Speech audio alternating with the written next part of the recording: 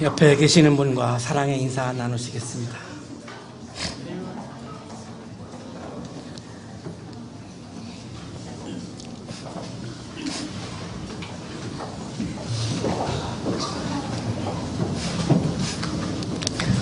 백남 김현주 선생님은 20대 청년 시절에 나라에 대해서 고민을 하셨습니다.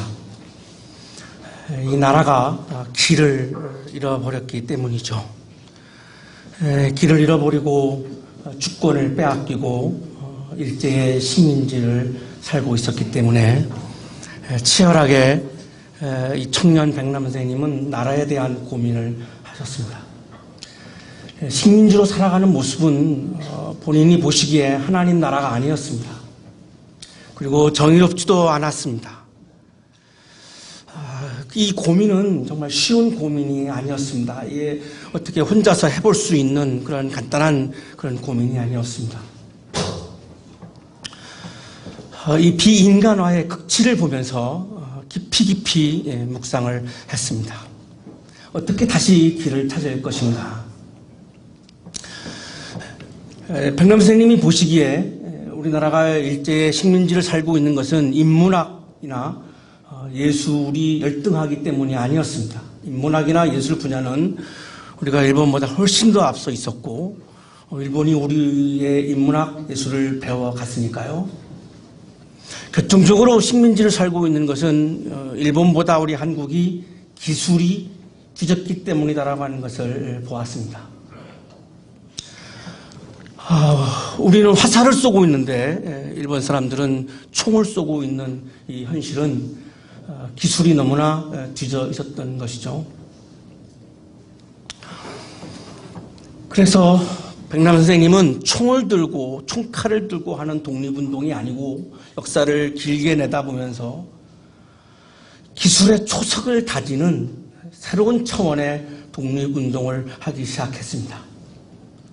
기술의 초석을 다져서 기술을 발달시키지 아니하면 이 잃어버린 주권을 회복하는 것은 불가능하겠다라고 생각을 하신 거죠.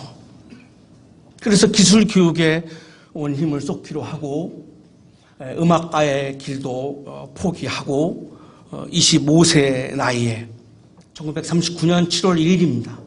우리 한양대학교의 전신인 공과학원을 25세의 나이에 우리나라 최초의 공과대학이죠. 설립을 한 겁니다. 지금의 인사동이죠.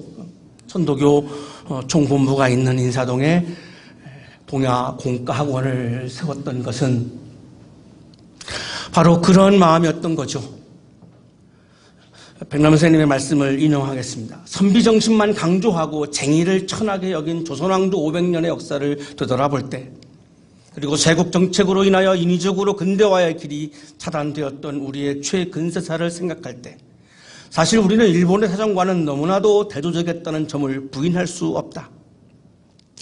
여기서 나는 구국 민족운동의 실현 방법은 교육 중에서도 바로 과학기술 교육이 되어야 한다는 구체적인 지표를 찾아내기에 이르렀던 것이다.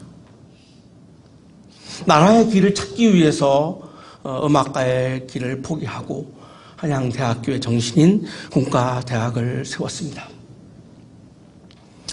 믿음이 있으셔서 그랬던 것 같은데요. 마음속에 독립을 확신하셨던 것 같습니다. 독립을 하고 나면 기술교육을 통해서 독립을 하고 나면 그럼 그 다음에 대한민국의 모든 국민들이 행복하게 살 수 있는 길은 그러면 무엇일까도 고민을 하셨습니다. 독립이 최종 목표가 아니었습니다. 독립한 이후에 그거는 확실했던 것 같고요. 독립한 이후에 그러면 온 국민이 행복하게 사는 길은 어디에 있는가? 이때 찾으신 길이 바로 사랑의 실천이라고 하는 길입니다. 신앙인이셨고 예수가 걸어가신 길을 보셨고 예수가 걸어가신 길은 사랑의 길이었고 예수께서 사랑의 길을 걸어가시는 그 목적지가 어딘가를 보신 거죠. 놀랍게도 사랑의 길의 목적지는 하나님 나라였던 겁니다. 1914년 2월 20일 함경북도 명천에서 태어나셨는데요. 부친께서는 명천교회를 세우신 김병환 장로님이었고 기독교 가정에서 태어나셨기 때문에 늘 신앙적인 고민을 하셨습니다. 때로는 기독교를 굉장히 보호하기도 하셨고요.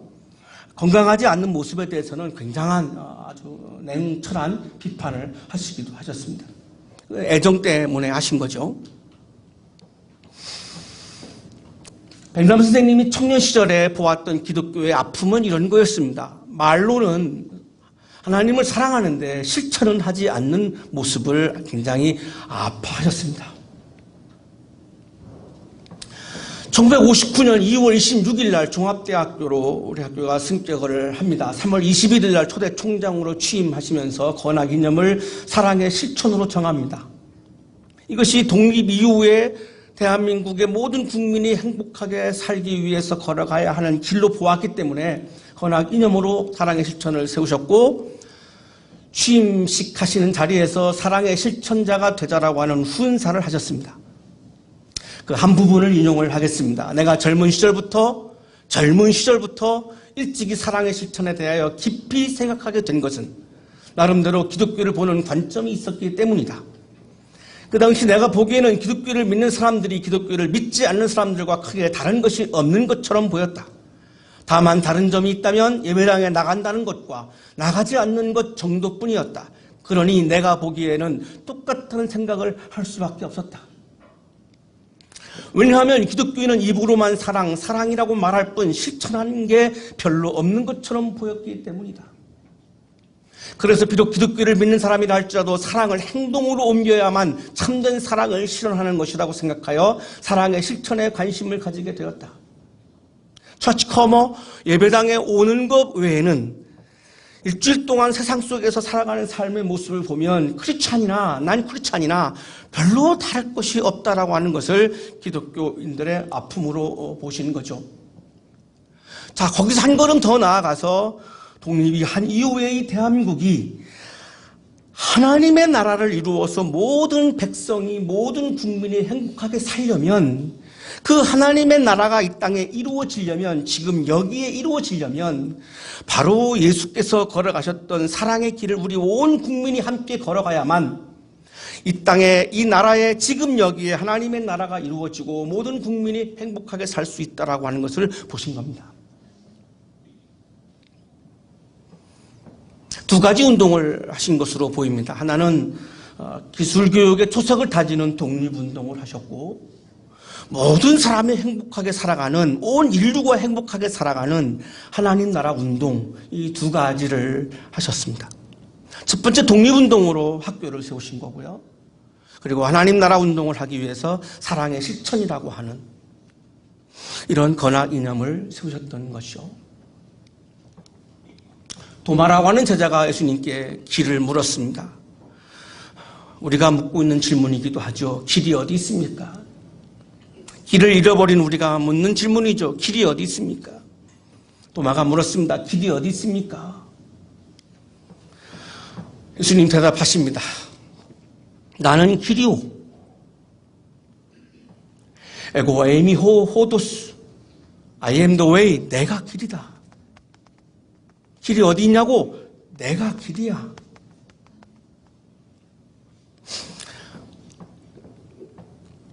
내가 걸어가는 길에는 진리가 있다. 진리의 길이다. 내가 걸어가는 길은 생명이다. 생명의 길이다. 내가 걸어가는 길의 최종 목적지는 어디냐? 아버지다. 내가 걸어가는 길을 함께 동행하겠니? 내가 걸어가는 길을 함께 동행한다면 아버지께로 갈 수 있을 것이고 그 아버지께 가면 거기 무엇이 있는가? 아버지의 나라가 있다. 그 아버지의 나라는 바로 하나님의 나라다. 하나님의 나라에는 비진리가 진리를 이길 수 없고 하나님의 나라에서는 반생명이 생명을 이길 수 없고 하나님의 나라에서는 진리가 승리하고 생명이 승리하는 나라이다. 그러니 내가 길이니 나와 함께 길을 가자. 예수께서 걸어가신 길은 우리가 다 알고 있습니다만 치열한 사랑의 길이었습니다. 이웃을 사랑하고 하나님을 사랑하고 원수까지도 사랑하는, 나하고 생각이 다른 사람들까지도, 인종이 다른 사람들까지 사랑하는 치열한 사랑의 길이었습니다. 그 사랑의 길을 걸어가는 실천, 거기에 지금 여기에 하나님의 나라가 도래하는 에너지가 거기에 있다는 것입니다. 예수의 길은 하나님께로 가는 길, 하나님 나라를 향하는 길, 지금 여기에 하나님의 나라를 이루는 그러한 길입니다. 한 율법학자가 예수님께 이야기를 했습니다. 예배보다 사랑의 실천이 더 중요합니다. 33절은 지금 이런 구절이죠. 예배보다 사랑의 실천이 더 중요합니다. 라고 이야기를 합니다. 이 이야기에 대한 예수님의 대답입니다. 슬기롭게 대답하는 것을 보시고 그에게 말씀하셨다. 너는 하나님의 나라에서 멀리 있지 않다. 하나님을 사랑하고 이웃을 사랑하는 것이 예배보다 더 낫습니다. 라고 얘기했더니 예수님 말씀이 하나님을 사랑하고 이웃을 사랑하는 사랑에 실천하는 그 상태가 바로 하나님의 나라이기 때문에 너에게는 이제 하나님의 나라가 오고 있다라고 말씀합니다. 이 사랑의 실천 운동이 많은 사람들이 동의하고 많은 사람들이 이 사랑의 길을 걸어갈 때에 이 땅에 하나님의 나라가 이루어지고 모든 국민들이 행복하게 살아가는 그런 좋은 나라가 이루어질 것입니다. 하나님 감사합니다. 사랑을 실천하는 길에 우리를 초청해 주시고 우리와 함께 동행할 수 있도록 인도해 주셔서 감사합니다. 사랑의 실천을 권하기념으로 하고 세우는 우리 한양대학교가 하나님의 나라를 이루어가는 학교가 되게 해 주시고 사랑의 실천이라고 하는 이념으로 8년 전에 교회가 세워진 이 한양대학교회가 나의 나라가 아닌 하나님의 나라를 이루어가는 아름다운 교회가 되게 하여 주옵소서. 예수 그리스도의 이름으로 기도하옵나이다. 아멘.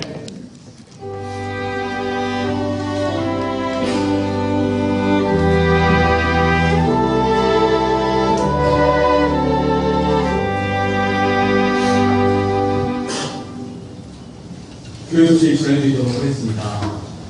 사랑의 권학 기념으로 설립된 한양대학교가 개교 70주년을 맞이하여서 2009년 5월 17일에 한양대학교의 창립 선언예배를 드렸습니다.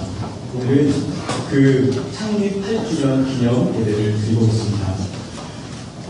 우리 주변의 친구들과 이렇게 인사 나누시겠습니다. 생일을 축하합니다. 생일을 축하합니다.